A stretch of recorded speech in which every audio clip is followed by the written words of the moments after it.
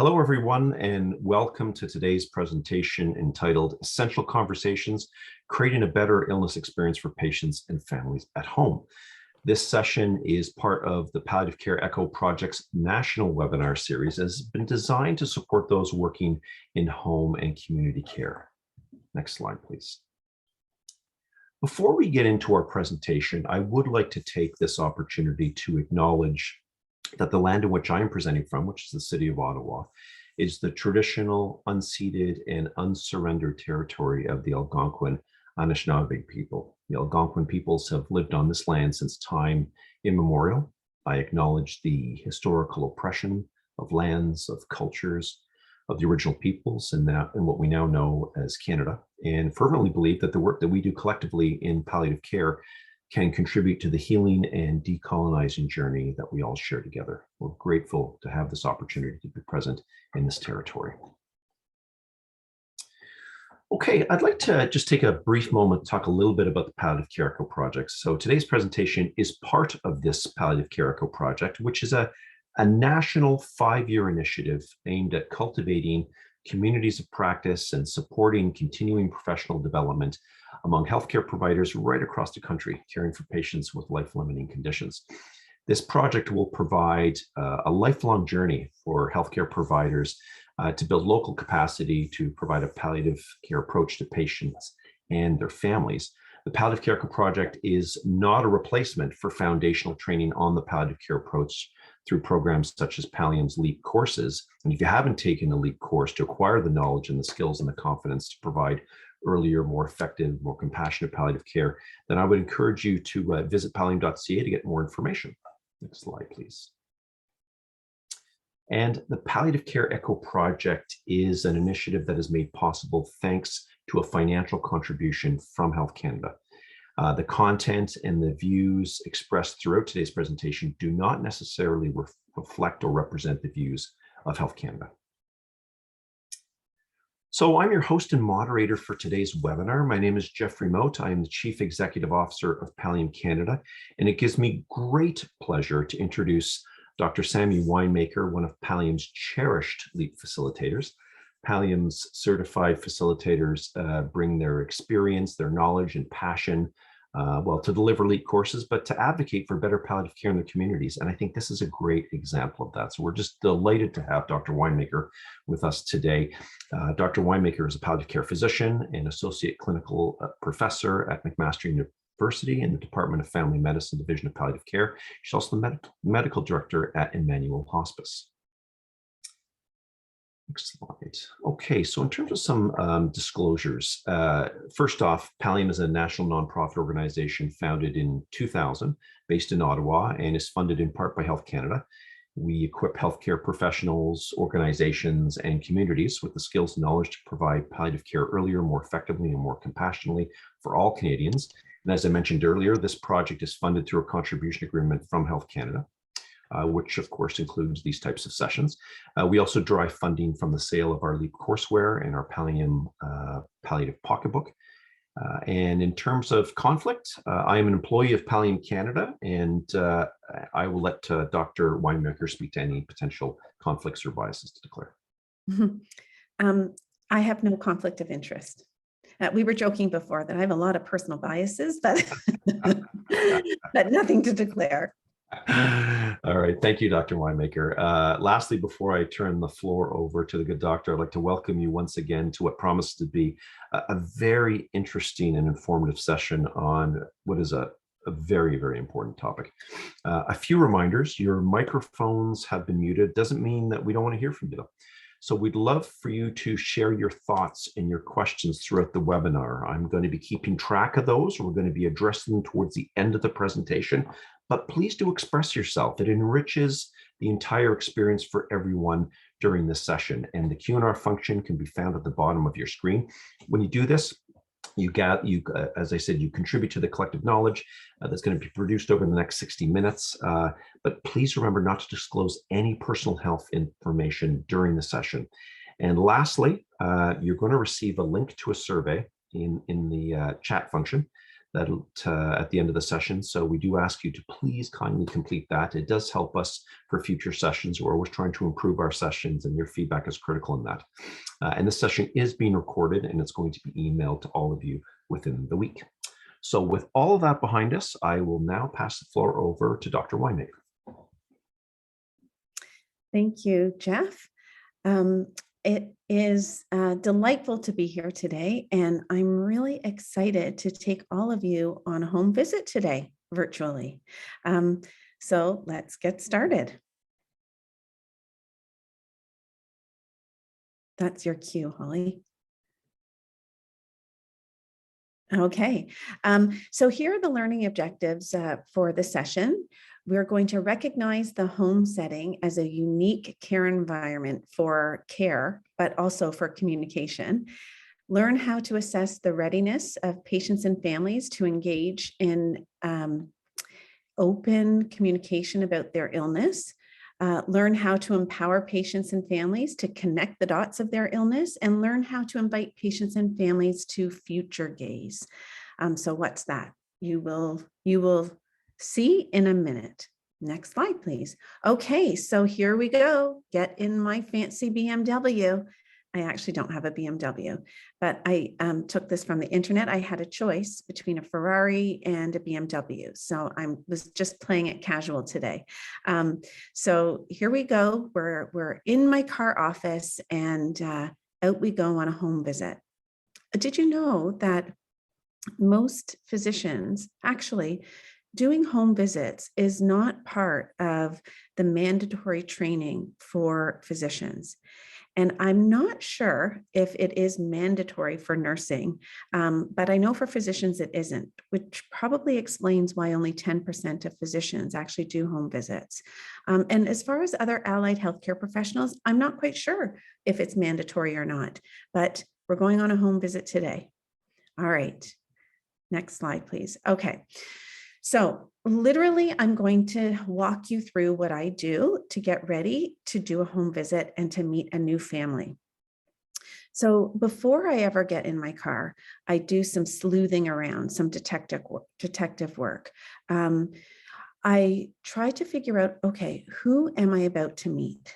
What's the person's age? Because it just has a different feel if it is a 105-year-old versus a 28-year-old, for me anyway, or especially if the person is my age, you know. So the age is important.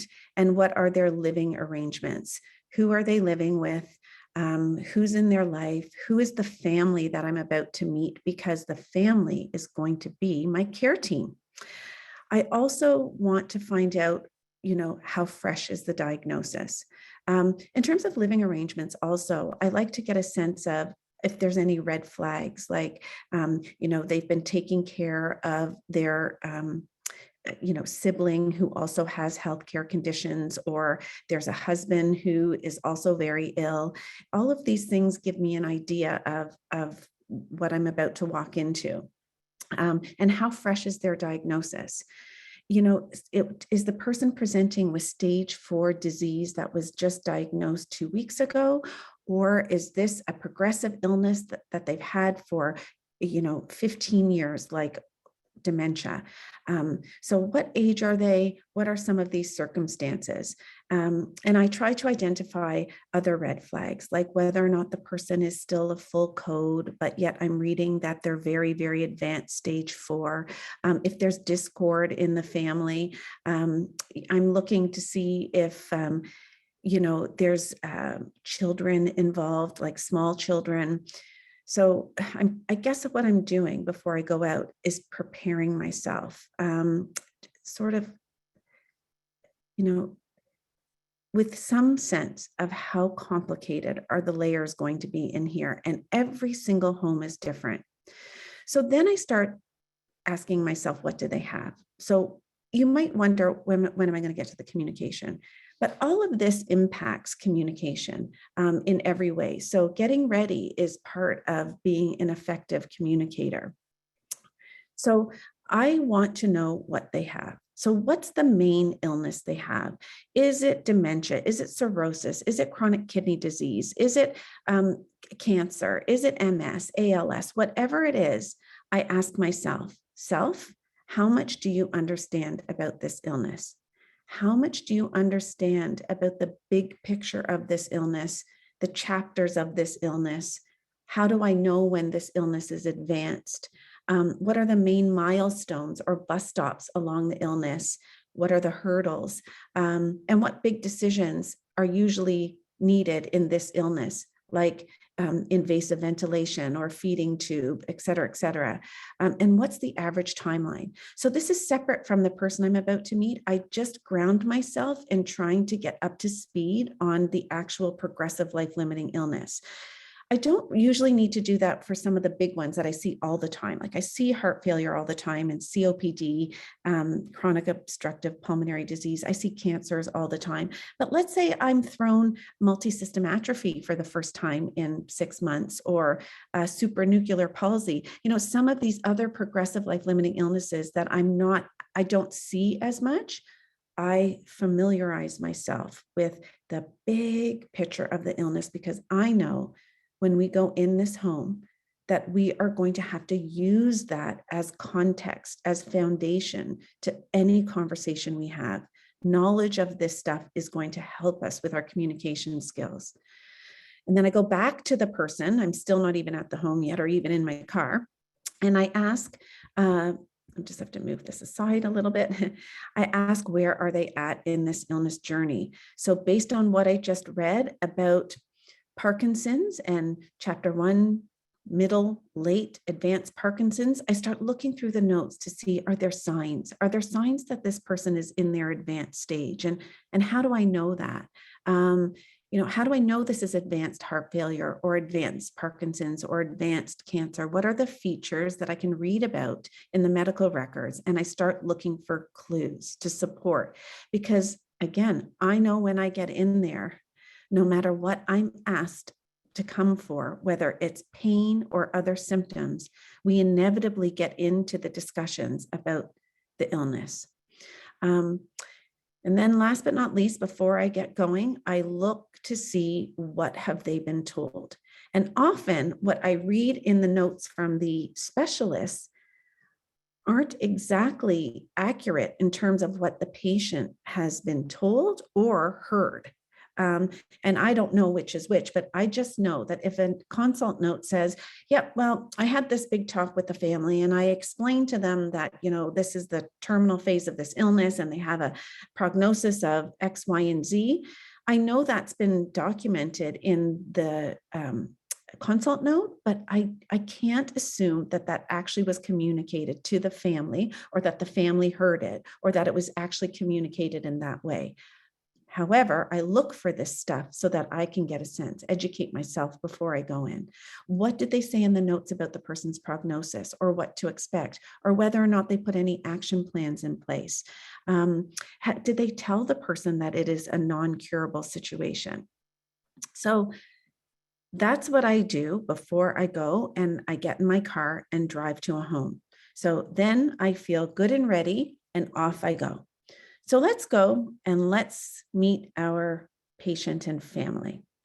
So next slide. We are going to meet Sophia. Sophia is a 61-year-old woman. She has pancreatic cancer and it has spread to her liver. So I already know in my mind that this is stage 4 disease. She's had multiple lines of chemotherapy. So I know, okay, not good. The more lines of chemotherapy, the more progression there's been, or side effects requiring the next type of chemotherapy. The last few encounters with the cancer center have been by phone, and specifically it said because the person can't get to the cancer center anymore. So I know, okay, this is someone who's declining. And, they've been told that, we better put your treatment on hold because, you've had some weight loss and you're not as up and about as you used to be. And, we'll consider chemotherapy or maybe a clinical trial down the road again, but you need to gain your weight and get, I'm exaggerating a little bit, but why don't you, go home, try to, get stronger, see if we can get your functional status up and maybe eat better and come back and talk to us, which I know in my mind is a little bit of a warm handshake. That's not really explicit on the behalf of the specialist. Often when patients are told to go home, get stronger and eat more, it is a sign that it's probably not expected that they're going to come back to the cancer center. She also has a past medical history of anxiety, and she's had some pain in the past, but it's currently well controlled. She is a full code, and she's married to her husband, Joe, and they have one adult son named Phil, and he lives in the house. And she used to work in the Board of Education doing some cleaning. Italian is her first language, and she's fluent in English. So there we have Sophia. Sounds like she has been changing recently, and we're going to go in and see her. So I wanted to tell you, we've arrived at the house. That's your cue, Holly. We've arrived at the house, and here's the house. And, those of us who work in community and work in people's homes will tell you that our assessment continues at the curb. So we read up about the patient, we arrive at the house with some impression, and then we start soaking it all in. People who work in the community have their senses on high alert, all senses. And it is like seeing your clinical setting plugged in and electrified. All the visual, smells, tactile, everything, all your senses are astute and scanning the home for evidence of people doing well or not doing well. Especially if you've visited over a couple of visits, you can start getting a sense, is the place starting to look disheveled? Is the snow no longer shoveled? Are the flowers no longer watered? Are there more cigarette butts and evidence of alcohol use on the porch? Are there Christmas lights still up in August or, Halloween decorations from last year? Or is this a place that always had a different wreath on the door every single time we went, every season, and now it's just been the same wreath? So is the grass cut? I could go on and on, but we know who work in community that this stuff is very telling.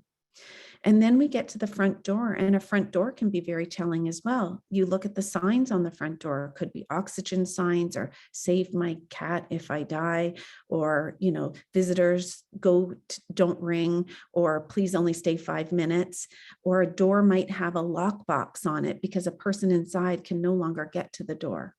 And then who answers the door? How long do they take? Is it the patient, or is it the patient always, but now it's the partner? This patient can't get to the door. So even before we get into the door, we are on fire as home-based community care providers. All right, so let's go through. Oh, one last, and here's our team. This is our team. This is Joe and his son Phil, and this is Sophia, our patient. And we can appreciate right away that she's in a hospital bed, and she is displayed in the dining room, and there's not a ton of privacy here. And, she's got this crew, her man crew here, and, how aware are they of what type of personal care they're going to have to provide Sophia as things move forward? How much do they understand about where she's at in her illness right now and what to expect? We'll see. All right, so what's next? When we go and make home visits, again, this is all about communication, because it, like I said, is a very unique environment with a unique set of characters. And I have learned over the years that it's most important to try to enter into their environment and try to flatten the, traditional power differential between, we're the clinicians and you're the family and the patient. Yes, we are. But if we come in with our starched white coat and our swinging stethoscope, we sort of, it can be a barrier to open, honest communication. And what we want in their home is for people to feel themselves. Because if we can flatten the distance between us, proverbial distance, we are going to be able to get to the heart of the issue while we're in there. When I walk in, I usually, take my shoes off, or if it's a place where I'm worried about taking my shoes off, I will ask them if it's okay if I wear my shoes. Again, it's respect. I ask them to lead me where we need to be in the home. And before we get there, I hang my coat up on the banister of the staircase, just like I would do at home. And I just tell them that, oh, is it okay if I just hang it here? It's what I would do in my own home. And I introduce myself as Dr. Sammy. They need to know I'm a doctor, but I say, but everyone calls me Sammy. And again, this is a way to infuse myself naturally into their setting. When we grab as many chairs as we need, and that's what we do, we take them, ask permission to take them from all over the house so that we can gather and everyone sit together. I ask permission to speak openly. So after introductions, and I say, I'm from a home visiting team. I don't say a palliative care doctor because, again, I have no idea what their understanding is. I have gone in and said, hi, I'm the palliative care doctor. And people have been, oh, what? And so I have learned to introduce myself as Dr. Sammy. I am a doctor who works with the rest of your team, and I am here to help you be the best that you can be given the circumstances. And I said, is that okay? Oh, yep, of course. But if I had said I was a palliative care doctor, no. Sometimes they say, no, we said we didn't want that. So I get my way in. And then you start reading the room, and I ask permission to start speaking openly. And so I say, is it okay if we speak openly here? I meet so many families, and every family is different. And I have no idea what conversations have already happened, but I'm wondering if it's possible that we can speak openly. And most times people will say yes, actually 99% of the time. If people didn't want me to speak openly, my experience is that even before I got out of my car, someone would have come flying out of the house or behind a tree and stopped me in my tracks before I got into the house and said, oh, you must be the doctor. I would just want you to know, no, we are not to talk about anything negative in there. You are not to talk about the cancer. We want to be positive, and that's very important to us. But if I even get through the front door without anyone stopping me, I start feeling, oh, this is going to go okay, because, maybe that's an invitation. But I do ask permission to speak openly.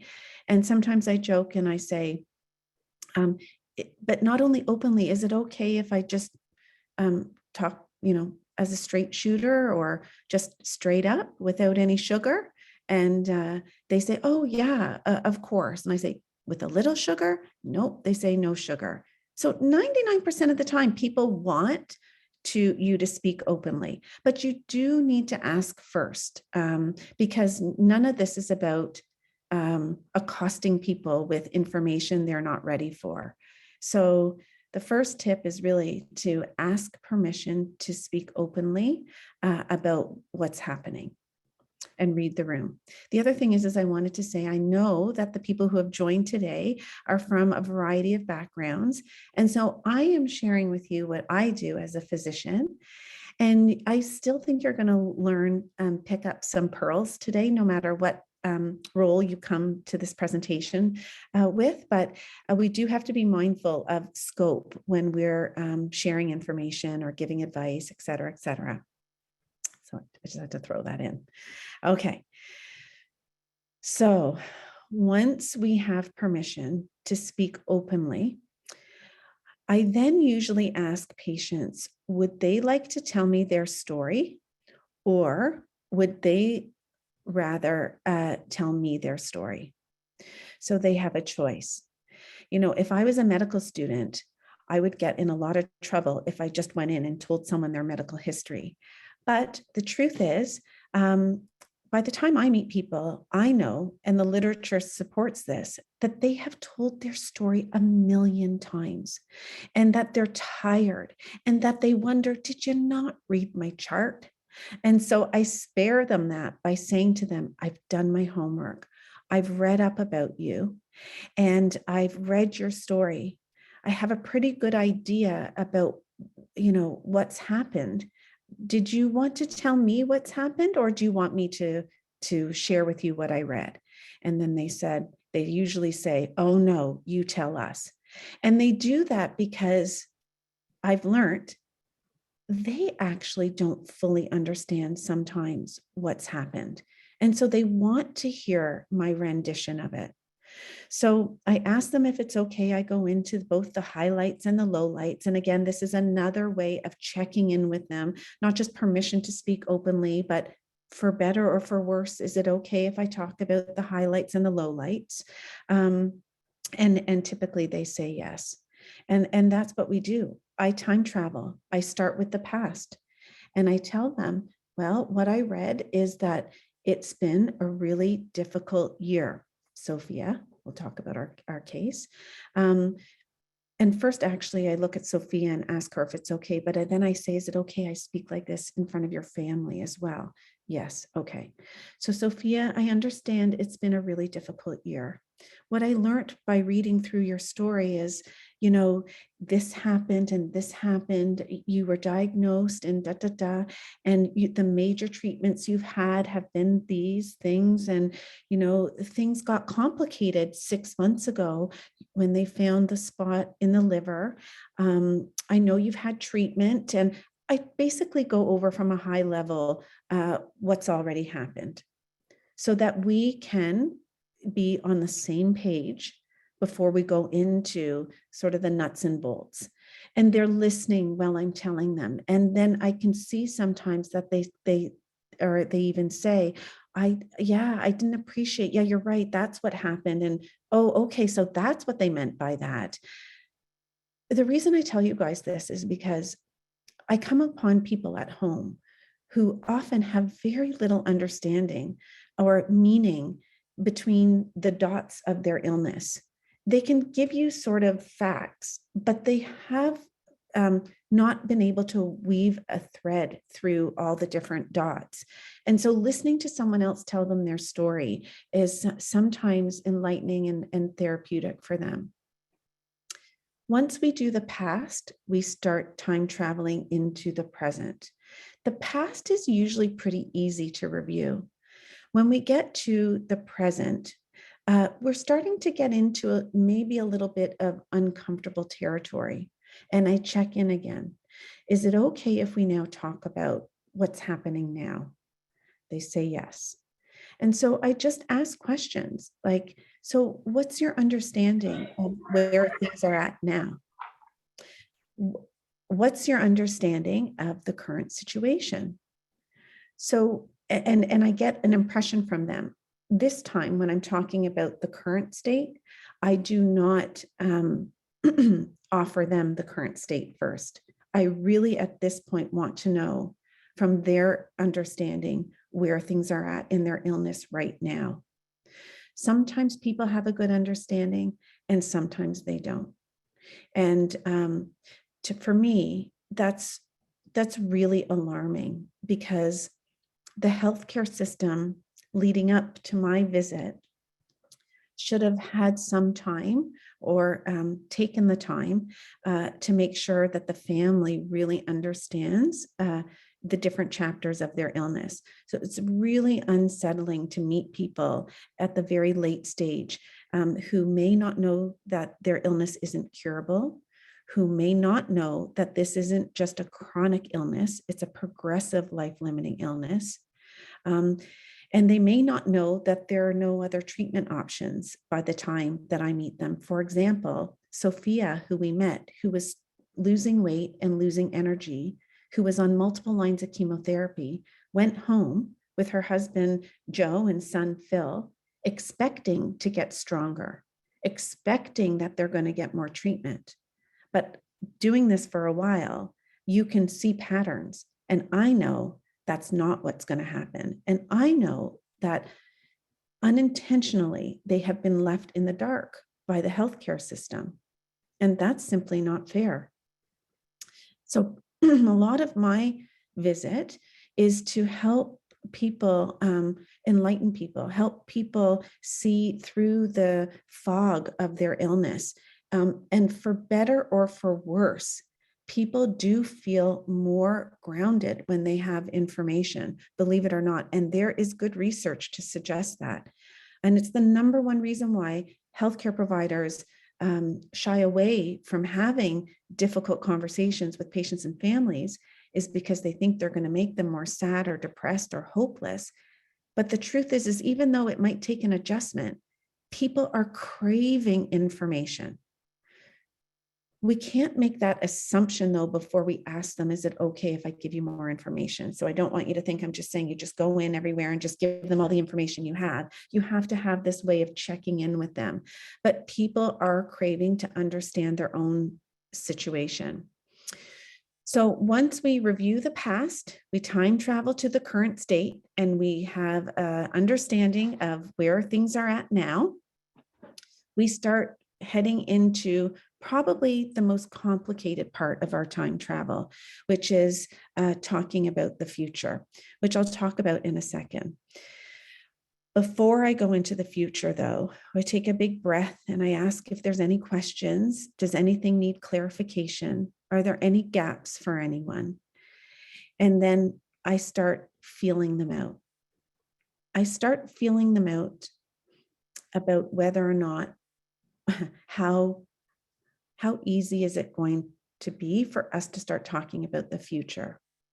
And so I might ask them things like, are you the kind of person who likes to plan for all scenarios? I know you're hopeful for X, Y, or Z, but are you also the kind of people who like to talk about the what ifs? So what if that doesn't happen? Or what if this happens? Are you able to walk two roads with me? Can we talk about hope? And can we talk about the reality or the truth of this illness? Can we talk about hope and plan for the what ifs at the same time? And I don't say it all like that, but I'm giving you a flavor of when I enter into talking about the future, I acknowledge that we can walk two roads together. We can hope for the best and plan for the rest. And most people feel comforted by that approach because it honors hope. And at the same time, it says you and I can still talk about the stuff that's probably on your mind, that no one has invited from you, and that has been keeping you up at night and sometimes worsening your symptoms, or making your family very stressed. So people are waiting for an invitation to talk about the elephants in the room. So then we go into the future, and that's the next slide. And I call this part future gazing. So when you start, if it's within your scope to talk about, the future with patients, you will develop your own style, your own language, your own natural way of going there with people. I'm going to give you some tips that I use. So sometimes I just ask people, has your mind ever wandered into the future? They say, yeah, it does. And I might say, can you share with me, Where does your mind wander? Or what's your understanding of the next steps? What's the plan? Or I might say, when it's really quiet at night, and you're not sleeping, does your mind drift to places? And can you share with me what you're thinking? Or are you the kind of person who wants to talk about the future? Again, I ask them, do you want to talk about it frankly? Do you want to talk about it straight up with sugar, no sugar? And then I have a sense of what they want. And most people say, are you kidding me? If you know something that I don't know, I really want to know. We really want to know. Most people, like I said, want to know. They want to be invited into knowing what's next.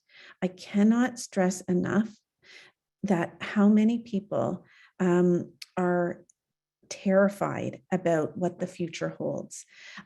Something about their scenario, they know that things are not good, but they don't know what it's going to look like. They don't know what to expect. They don't know how things are going to unfold. They're clearly thinking the worst, that pain is going to crescendo, that symptoms will come out of left field, and that it's going to be horrible.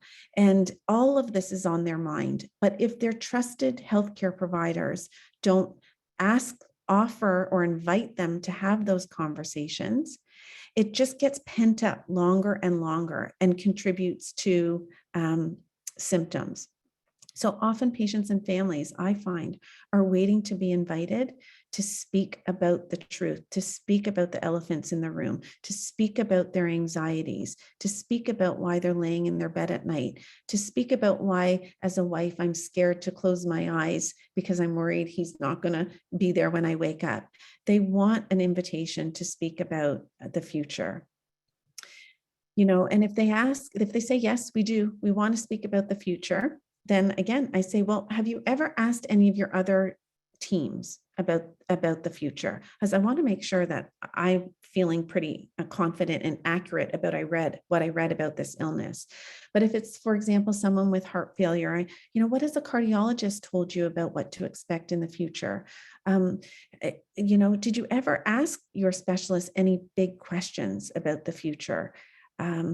Sometimes people ask really, really big questions, I say, and everyone knows what I'm talking about. That's the funny thing. It sounds obtuse, but everyone knows that you're talking about, have you asked if you're going to die? Have you asked if what your prognosis is? Have you asked, how much time you have left?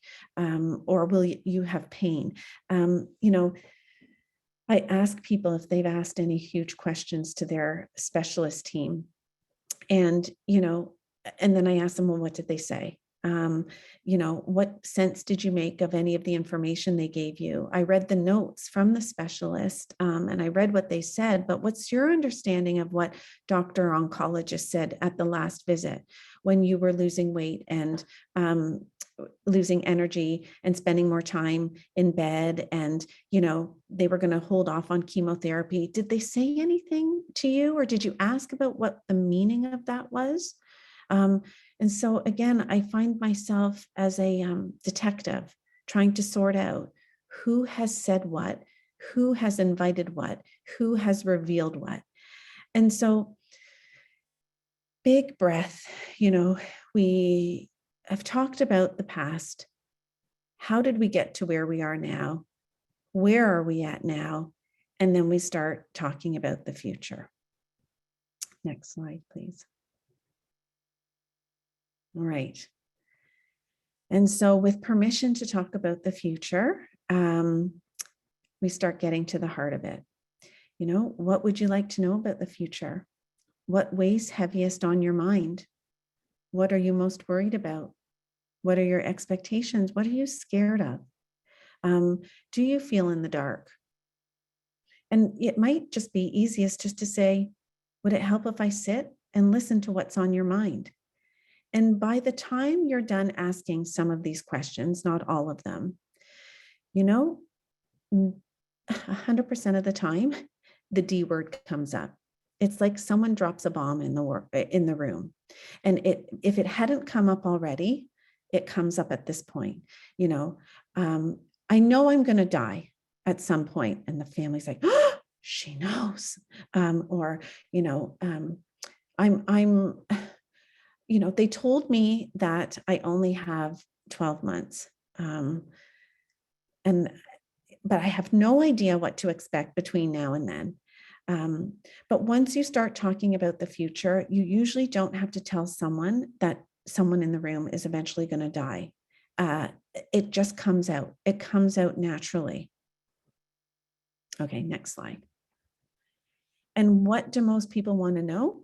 They want to know what to expect. They want to know how things will unfold. They want to know what supports are available to them. They want to know what are their options if things don't go well in the home, and they want to know their timeline, most of them. So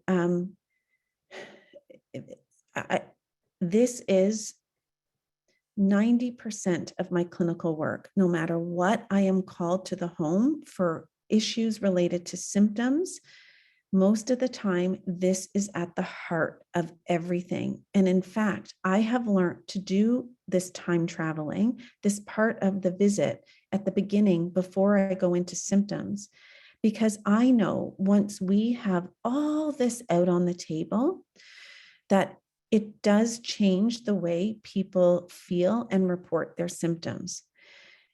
There's nothing worse than being scared and being in the dark to amplify pain and other symptoms. So there is no point going into all the symptom stuff until we address the anxieties. When people are told a prognosis, for example, they may have been told, okay, you've got 6 months to live. Again, they appreciate that or not, but still no one talks about what to expect between now and then. That is a huge gap in our communication. Literally, people want to know, because if we don't explain to them or invite them to know, people assume they're going to stay the same as they are right now, and that a light switch is going to turn off and that they're going to suddenly die. And if people think that in 6 months a light switch goes off, first of all, they won't appreciate that between now and then, there is going to be a downward trend that we need to attend to. They won't appreciate that now is the best that they're going to be functionally. And if there are things they want to do, they should do it now. Their energy is going to be best now, between now and 6 months, not 6 months exactly.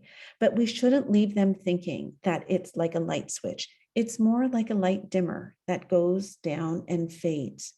And so we're really missing information, communication with patients and families about, okay, fine, this is the prognosis, but what happens in the space in between now and then?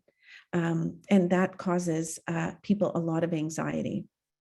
They want to know literally how it's going to unfold, because most people, again, have assumed the worst. And most people don't know what supports are available to them, and they don't know what that's going to look like at home. And families who become the caregivers out of circumstances also deserve all of this information, because their lives are changing too. And they're going to be suddenly our entire team, our doctor, our nurse, our social worker, our OT, our PT, our PSW. They're going to be everything to this person and a grieving family member. So it's not fair for us to make them think that things are just going to truck along just like this and then lights out. Their role and what they do is going to change profoundly between now and when the person dies. Okay, next slide, please. And so that's what they want to know. And what they also need to know is, like I said, exactly what the next chapter looks like. Physically, what's going to happen and what it's not going to look like. You are not going to have crescendoing pain until your head pops off. You are not going to suddenly be, everyone's worried about suffocating. I don't know what it is about Hollywood, but everyone worries about suffocating. Look, you're not going to suffocate. Breathlessness has not been part of your illness to date. And you're not going to choke. And, people are so relieved to find out what the next chapter looks like because they've thought the worst. And so I describe normal dying to them. And then I describe what it's like to die with that particular illness.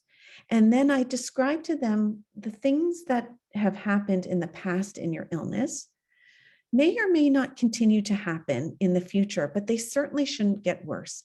So if pain has been really difficult to manage, we are still going to try to manage that. But just because you're going to fade doesn't mean that pain is going to crescendo out of nowhere. I already talked about that caregivers and the informal team wrapped around the patient, they get zero information, zero guidance. The patient takes the center stage throughout the entire illness journey, and caregivers are often in the shadows. And they have not received a roadmap, the big picture roadmap of this illness. They need to know who they can call for what, and they need to know that they have a right to know the big picture and long view of this illness. So if this illness is going to be another couple of years or 6 months or whatever it is, that they need to be encouraged not to just live one day at a time with blinders on. Someone in the crew needs to be in the know. They have a right to that important roadmap. Millions of people have died from congestive heart failure, Parkinson's, ALS, certain cancers, et cetera, et cetera. For the patient and family, it's the first time. But as clinicians, we know patterns. We know what the chapters, the hurdles, the milestones, we know all of this. It is not fair for us to keep this to ourselves without inviting people to know we have a roadmap for you. Next, please. So I want to leave some time for questions, but back to the case. So we had Sophie, who was a 60-something-year-old woman with cancer that had spread to the liver. She had her husband, Joe, and her son, Phil, or it was the other way around, I can't remember. They were so worried when we came in about speaking openly in front of each other. They were so worried that she wasn't eating as much as she had and that she was spending more time in bed. And if they didn't get her functional again, that she would have no more chemotherapy. And so, their goal was to force her to eat, gently force her to eat and force her to get out of the bed for some chair time and some physio, but she couldn't. She couldn't because she was dying. She was the loss of appetite and the loss of energy, et cetera, et cetera. This is all normal in the advanced stage of illness, but no one told them that. And so Maria herself, because she had a little bit of pain before, was so worried that, and so was her family, that pain was going to get worse and worse and worse. And Joe and Phil were just taking shifts on the couch because they were secretly waiting for her to close her eyes and die. They thought it was going to be like a light switch, that they wouldn't see it coming, and they didn't want to leave her alone. So they were exhausted. She wasn't sleeping well. She was worried about closing her eyes. And you can see that the oncologist said, go home, get stronger, eat more. Well, they went home freaked out, discombobulated, and left, floating, unanchored, drifting. After the visit, when we invited all this discussion about where she's come from, where we're at now, and gently started talking about the future, this happens at all the visits. There's rarely an elephant still in the room. There is palpable relief of tension. You can just read it and see it in people's shoulders, in their faces, or smiling. They may want to hug you or thank you, or, it is unbelievable, the change between going in the door and peeling people off the edge of their seat to leaving with a cookie and a big hug and a big smile. And even though that whole visit was about dying and what it's going to be like between now and then, we set them in a more appropriate track. And now the family can breathe deep and get ready and plan and do appropriately that matches the reality of their illness. Before, everything that was happening was not matching the truth and reality of her illness. Next, please. And so, we could talk a long time about, well, what if they don't give you permission? Or what if they want a lot of sugar? Or what if they don't want a future gaze? Because that does happen too, for sure. But when you do this long enough, you get your way around those things too. But basically speaking, without going into too much detail, what I tend to do is say, I absolutely appreciate that, for sure. Is it okay if I share with you my experience with families who prefer to have the sugar or have trouble looking into the future? Of course, I'm going to honor what you guys want or don't want me to talk about, but it can get tricky if people don't have a chance to prepare, or are left, not realizing that, something could happen or should happen, and it comes up like a crisis. So even when they say, no, I don't want to speak openly, or I do want lots of sugar, I don't just leave it and say, okay, that's fine. That's easy for me. Let's just focus on your pain. I try to explain to them that going forward, what does that mean to be in the dark? And what does it mean to be more in the know? And then I ask them again, you still want sugar, or can we speak openly? Next slide, please. So having spent a ton of time at the bedside of thousands and thousands of people, and finding people so in the dark at the end of their illness experience, my work partner, Dr. Cian Xiao, and I have really been trying, like Pallium, to develop some citizens or people-facing, public-facing information, so that they're not left at the mercy of whatever doctor or team they come across, whether that team is good at communicating or not, or invites them into the reality of their illness or not. It's no longer acceptable that that's the case for patients and families. We don't interview our doctors or our nurses. Are you the kind of doctor or nurse that speaks openly? Oh, no? Okay, well, I want another one. You get what you get. And that's just not fair sometimes. So we've developed a website, and we've developed some podcasts, and all the information is there. I'm also very active on Twitter and Instagram. And 2 days ago, I started on TikTok. New appreciation for people who can look at themselves in a camera and film themselves. Honestly, it's really, really so difficult. But anyway, these are all our attempts to take the information right to patients and families, so that we have this vision of a new group of woke citizens who rush the healthcare system, being in the know and asking the questions that they're not asking right now. And the healthcare system being met with a completely different kind of patient and customer, that they demand to know more about what's going on.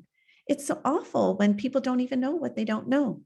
So I welcome you to follow any of those links if you want, and I'll leave it to questions and discussion. Okay, thank you, Dr. Winemaker, for a fantastic presentation. And a great case study based on some of the comments that were circulating while you were presenting. I think we got some very interesting pieces of information from what you shared with us. Before I share some of the comments that were made in the chat function, let's open it up to any questions that anyone may have. And please don't be shy. This is a great opportunity to either comment or question on anything. And I think we're going to start with Valerie. Valerie, over to you. Sammy.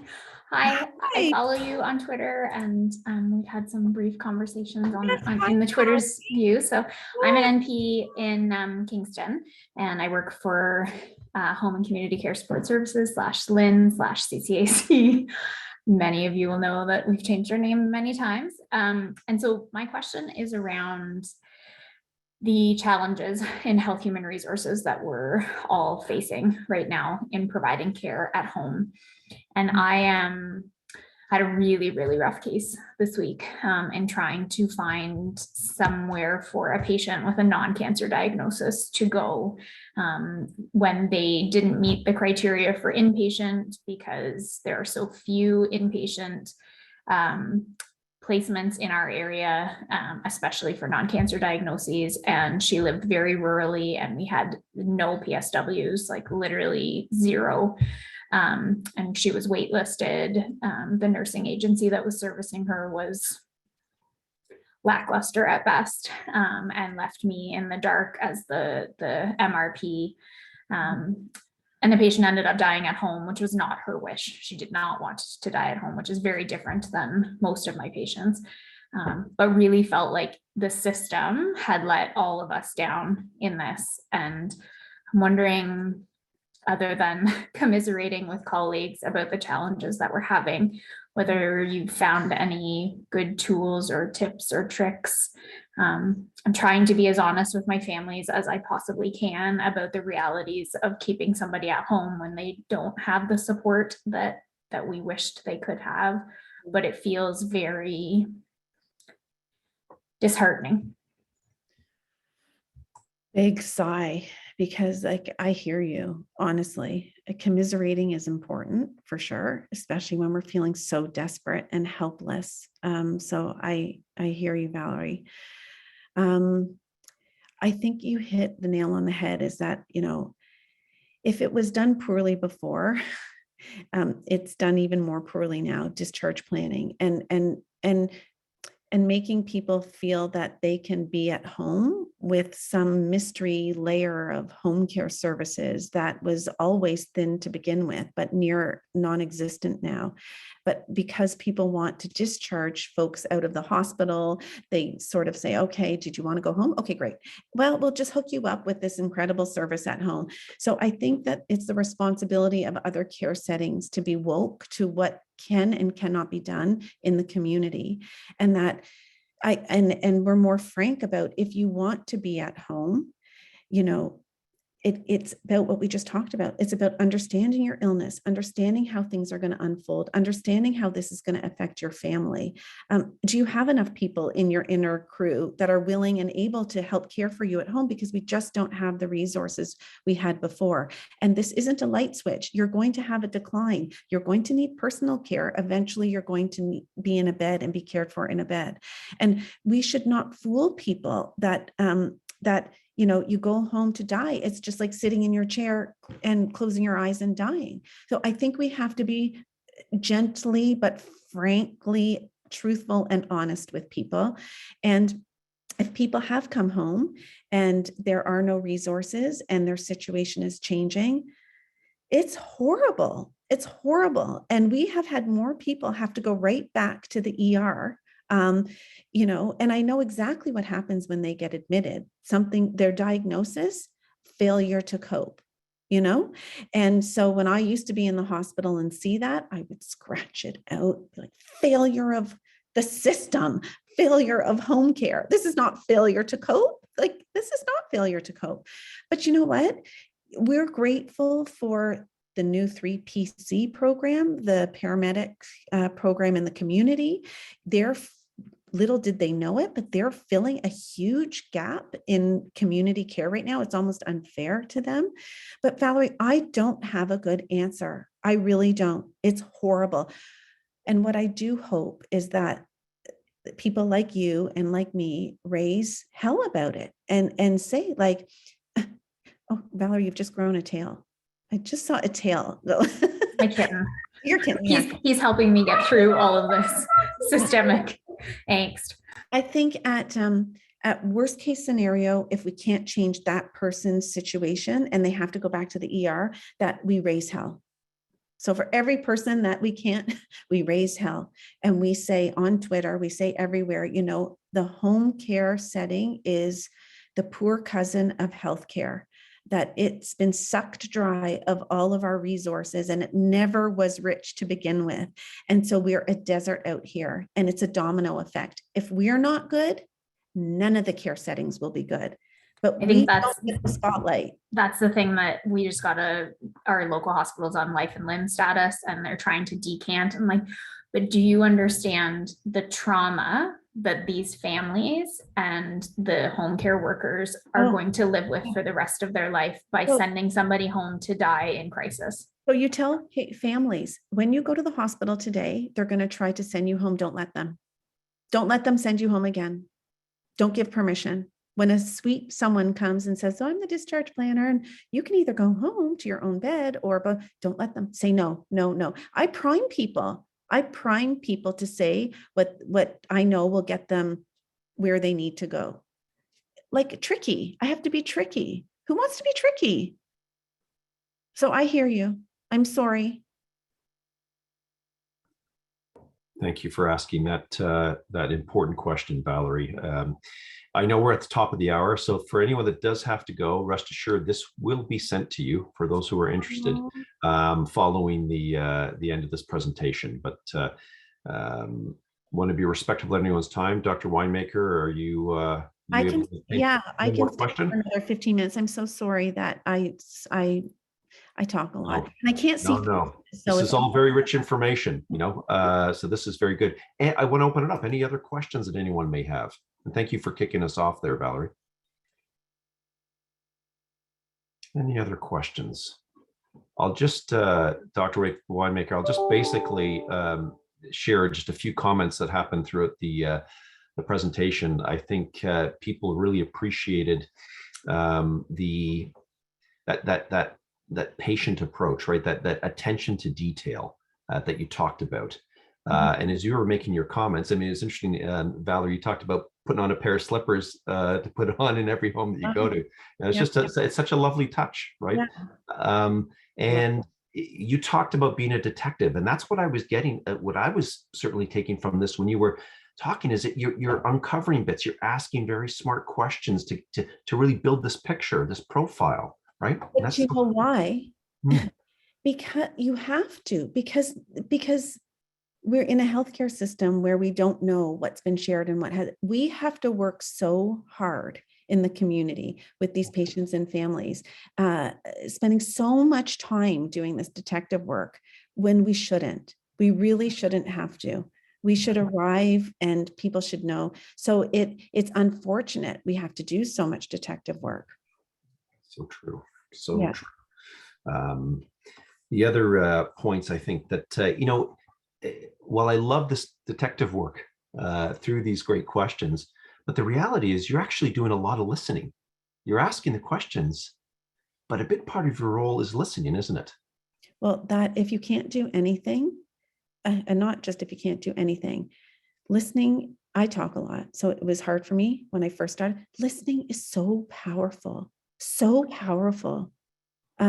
Even just seconds of just pause a poignant pause can be the best communication ever.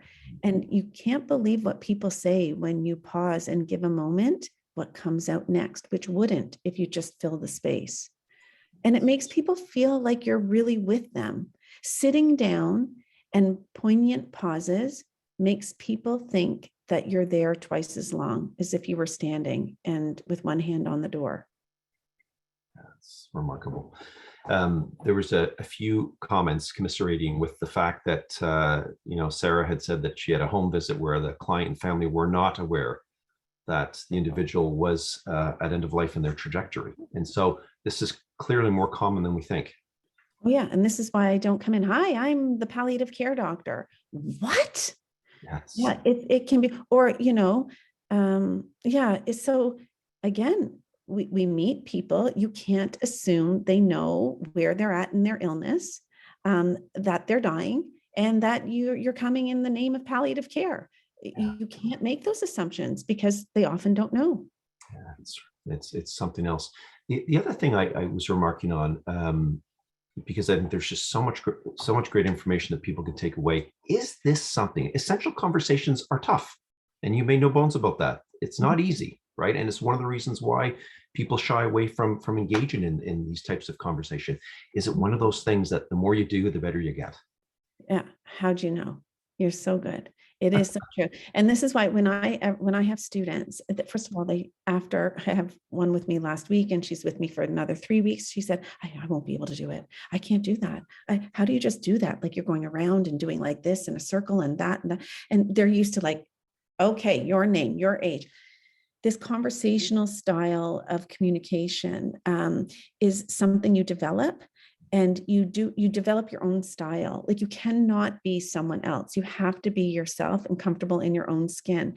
And once you do it once or twice, and there are days that I have like my foot in my mouth, and there are other days I think, oh, winemaker, you should have an award for that communication. But it varies, right? And but the more you do it, the more comfortable you are. I'm at the point where I'm like, bring it on. Oh, I love it when it's really hard. But yeah, the more you do it, the more comfortable you are, definitely. Jean just made a comment here, Dr. Winemaker, that when you talk about raising health to advocate for patient care, means there needs to be a better understanding of the limitations in home care and other sectors outside of the sector that the healthcare practitioner or professional is in. But why should they know, Jeff, when it's not part of training? Why should they know? Right. Doctors come to me at the end of their training, the residents, and this is the first home visit they did just by chance. We do not expose people to home-based care. So, and then the worst part about it is that now they can do virtual care, and that's fine. We know why. But the thing is I can do virtual care because I know what it's normally like in the home, and I can see beyond my computer, like what the stuff we were talking about before. But people who are now doing virtual care, like the oncologist or the cardiologist or even some family doctors, it's not it doesn't replace home-based skills. It doesn't. And so it's almost like, not dangerous, but it is. I don't think people realize how narrow virtual visits are if you haven't been trained or exposed to home-based care. It's like leapfrogging over an important step. Very, very, very good. Very important. Yes. People are thanking you for making that comment. So very good. Just a few other, and this is again reflected in the comments. I think people really love the idea of, being, future focused, but you can do so and still honor hope. Yeah. That is just such an important notion, isn't it? Yeah. And I say hope for the best, plan for the rest, instead of hope for the best, plan for the worst, but hope for the best, plan for the rest. Hope can only evolve if it's matched to where the reality is in the illness. And we all know that, right? If people only hope, and ignore which chapter they're in, their hope will get mismatched. And that's when we see a lot of suffering. So you can hope and plan and hope and be realistic, and the two of them can dance together beautifully throughout an illness. Yeah, very much so. The last comment I'll make is this one, and just this whole idea that we said people feel more grounded when they have information. Yeah. And I think that's so key, isn't it? It is key, because the opposite is what everyone's worried about, that information, if it's not positive, is going to be devastating. And yeah, it is hard to hear, bad news, but it's news. And there's been lots of research that says, if you don't know, for better or for worse, you simply cannot plan. You cannot plan when you are waiting in the twilight zone, which is why we call our revolution the waiting room revolution, because it's not just physically waiting, but existentially waiting. I don't even know what I'm waiting for. It is like being a zombie. People feel better when they have information. Information is power. Knowledge is power. It allows you to find time, and time is illness currency. The time to do what you want. Like it is very powerful. Yeah, very, very true. We're almost 9 minutes after the hour. There's just a few comments I need to say here before we wrap up. And that is, first off, Dr. Winemaker, thank you. Thank you for your time, for the effort you put into these slides, for sharing what I think is very practical, pragmatic information for everyone on this call. There are so many takeaways here. I'm not a healthcare professional, but I certainly can appreciate what's been shared here that reflect years of experience that I know everyone will benefit from. So thank you so much. It's great to have you on as part of this ECHO session. And a big thank you to all the participants for your great comments, for your questions, for your engagement. We thank you. And do encourage you to share your feedback on today's session. The link is just being posted in the chat function. Please do that. As I said before, we'll send a recording of the session out to everyone who's registered. And we look forward to seeing you again in future sessions. Thank you again, Dr. Winemaker, and to everyone, have a wonderful day. Thank you.